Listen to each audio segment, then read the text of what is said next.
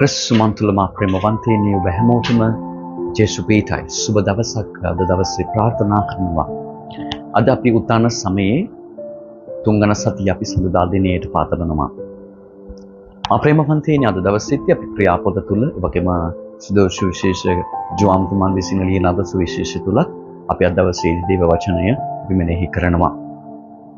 අද දවසේදීත් අපි දකින්නේ ස්තේවන් මුනිතුමාගේ ජීවිතයේ සාක්ෂි දරනවා ශුද්ධාත්මයන් වහන්සේගේ අනුභවයෙන් එල්ලද ඒ තමන්ගේ ජීවිතයේ ලැබපු අත්දැකීම් සමග ධර්මශාලාවේදී දෙවියන් වහන්සේ ගැන දේශනා කරන ආකාරය අපි දකින විට ඒ වගේම ධර්මශාලාවේ තුල ජීවත් වෙච්ච ඒ පරිසවරුන් විනයදරයන් ප්‍රජා මූලිකයන් මේ අයට මේ ප්‍රඥාව ඉක්මවා කටයුතු කරන්නට බැරි වුණ නිසා ජනතාව පොළඹවනු ලබනවා ඔවුන්ට විරුද්ධව ස්තේවන්තුමාට විරුද්ධව.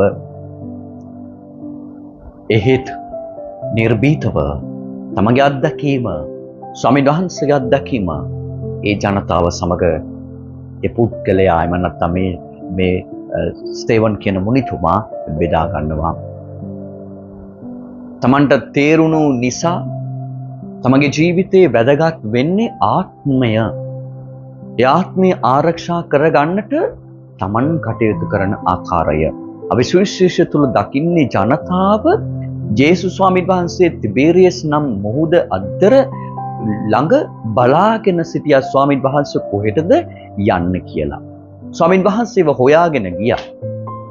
මොකද මේ ප්‍රාතිහාර්යයන් කරද්දී අහස්කම් කරද්දී ජනතාව බලාගෙන හිටියා මේ ඒ ජනතාවට ආහාර දුන්න ආකාරය.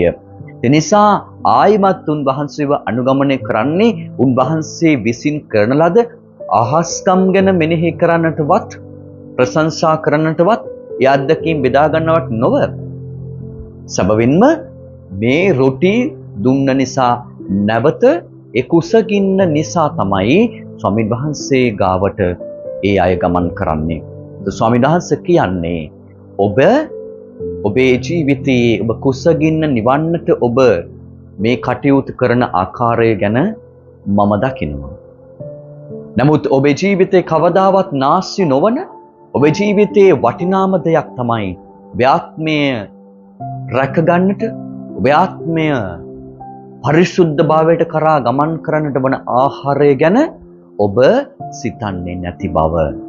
ඒ වගේම ජනතාවට ප්‍රකාශ කරන්නේ ඔබ ඒ දේ ලබා ගන්නට නම් ඔබ දෙවියන් වහන්සේ විසින් එවන ලද ඒ පුත්‍රයාණන් වහන්සේව අදහා ගැනීමයි. ඒතර මෙන්න මේ අඩුපාඩුව දුර්වලකම ඒ ජනතාව තුළ ස්වාමීන් වහන්සේ දැක්කා. ඒතර වර්තමානයේ තුල දකින්නෙත් අන්න එවැනි දුර්වලකමයි ඔබයි මමයි මේ ලෝකයේ තිබෙන හැම දේ ගැනම සොයලා බලලා කටයුතු කරන ඔබයි මමයි අපිට අවශ්‍යම කරන දේ අපේ ජීවිතේ අපි අමතක කරලා අපි ජීවත් වෙනවා. ඔබ හිතන්නට පුළුවන් දේශනා කරන පියතුමන්ලාගේ ජීවිත කෙසේද කියන එක. ඒක තිබෙන්නේ ස්වාමීන් වහන්සේ සමගයි.